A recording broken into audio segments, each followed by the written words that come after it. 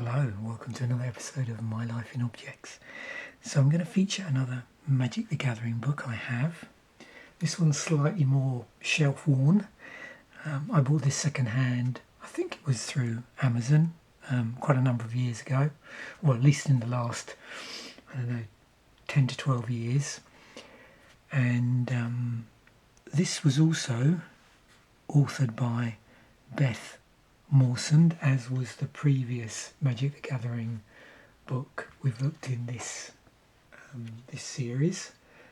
If you remember, we looked at a Tempest one, well, when this video was going out in the previous video, but it's part of the series if you're not necessarily watching these chronologically. So yeah, this one features cards from 5th edition very heavily. This was also released in 1997, as was the previous book that we looked at on Tempest. And so again, I'm going to do a deep dive here and flick through this. So of course this is more of a guide about building decks, playing Magic, those sort of things. But as we go through you'll see the sort of things it covers. So we've got our basic deck building. Now of course bear in mind that there's going to be obviously a number of rules changes that have occurred since 5th edition and the current day. So there may be some things that it refers to in here which have no relevance to the game anymore. So it goes through a few myths about, I suppose, deck building, about Magic decks in general, and you can see all the nice cards that it features, and they're big enough to read, at least in real life. I don't know quite how they're going to appear in camera until I record this, but hopefully it'll come up pretty clear so you can sort of see. You can see they're all whiteboarded so far, the 5th edition cards. There's also an interesting section here about deck building from limited cards, so that's from a limited card pool.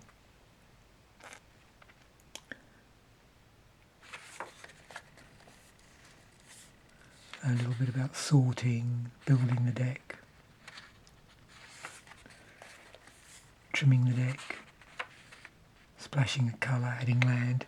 So the nice thing about this is this particular part of the book is fairly timeless. Obviously, as Magic's evolved, strategies have slightly changed, but the core ideas here are really useful. It goes on to a bit about constructed decks, about ways to win, and again, I don't know if it specifically mentions alternate win condition here, although it does say winning means not losing too.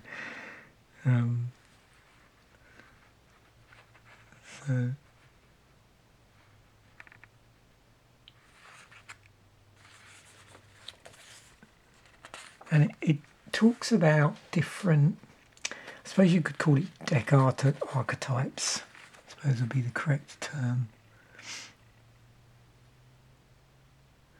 It talks about things like active decks, reactive decks, proactive decks. So it's sort of grouping them like that. And it goes on to look at issues around the different colours of Magic. The difference between, saying, using a monocolour deck versus something with 2, 3, 4, 5 colours of deck. A bit about deck building. And then it goes into actually, creature combat, different combat strategies. Again, bear in mind, this came out in 97, so there's probably been some changes, or there's certainly been some changes around combat and triggers and those various things, and the stack and that sort of stuff. So again, it's interesting as a historical document, and there are some very broad concepts in here, but obviously You have to be careful because some of the stuff it mentions doesn't really apply anymore. Deciding when and how to attack. A bit about simple attacks. Value of creatures, multiple creatures. Goes through some various matchups. This is quite fun if you're into solving those sort of combat puzzles. They used to, I think, print in, is it the Duelist? And then they also did turn up in some of the early Duels of the Planeswalkers software.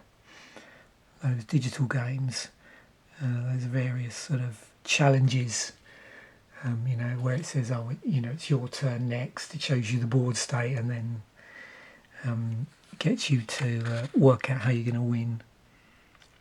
So there's lots of bits in here that look at aspects in that sort of area of combat conundrums, whatever you want to call them.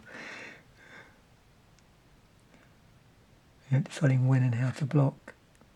Again, blocking doesn't tap. Creature abilities.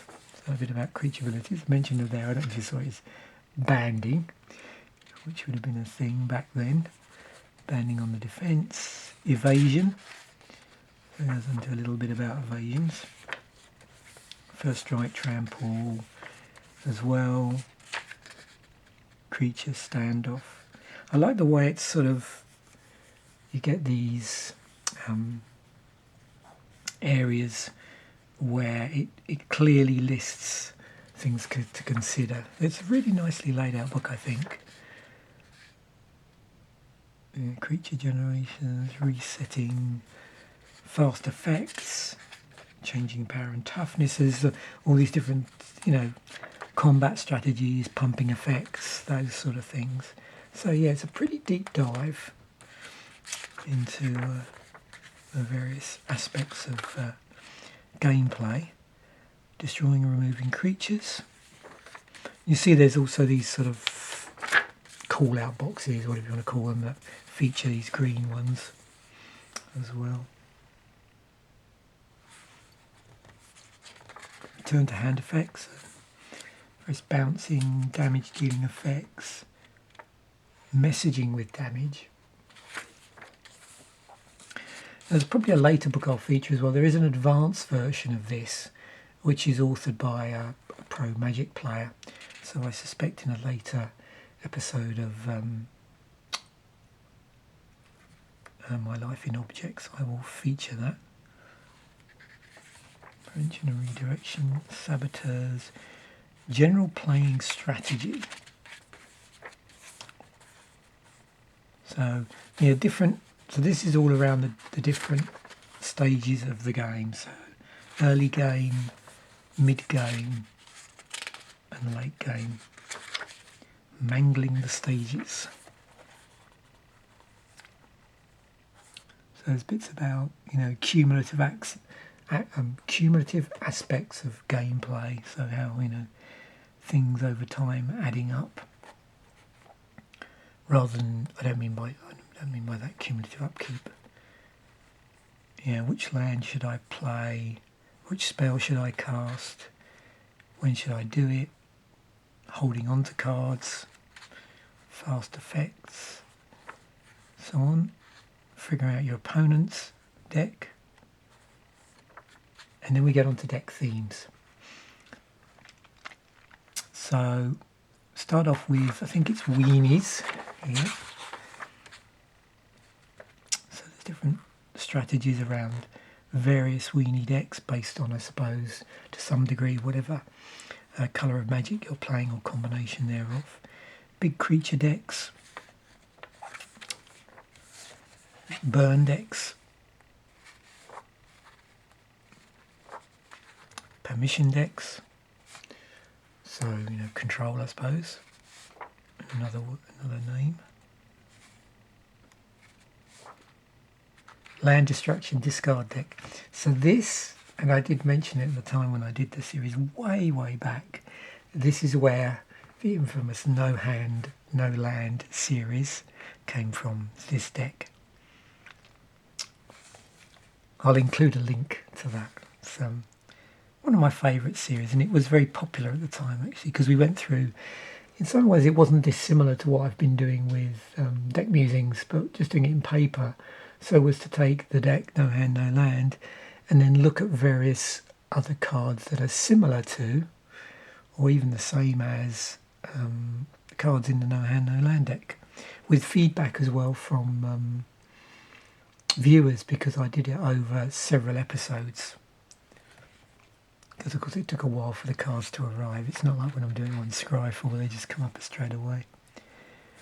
Tips and tricks. So this was interesting. This had a number of cards from 5th edition. Oh, and the other thing is, remember, the great thing with this is, I think, yeah, all of these decks featured cards that were in 5th edition. And there's another book I've got which does that as well, which has a section where all of the decks that are in there are built around 5th edition cards, but it goes one stage further. It uses commons only. I don't think they use the term pauper at that point in the other book. But yeah, it would be pauper decks, just using 5th edition. But these are, of course, you know, all rarity of cards from 5th edition here in these decks. There we go, look at that. And then we got various tournament variations, multiplayers in here as well. Doesn't specifically mention Commander or EDH, because this is, I think, before that period, although there were probably formats that were very similar, even at that point in time. Grand Melee, Team Magic. I don't think he doesn't have prismatic or stuff like that. And then goes on to mixed format, sealed and draft, sealed deck draft, basic draft, booster draft, auction draft, point draft. I think at that point, and I could be wrong here, and anybody that remembers back that far can correct me, but I think at this point, booster draft wasn't necessarily the preferred format. I think that it was a slightly different form of drafting as well. His name escapes me, but I could be wrong. But I do know that certainly initially it took a while for booster draft to become a thing in the early days of Magic. And then some glossary stuff, and then an advert for this as well. Now, I do have the official encyclopedia, but mine's got different artwork, I think. So, yeah, at some point I'll no doubt feature that as well. So there we go. Thanks once again for watching. Bye for now, and I will catch you in a future episode.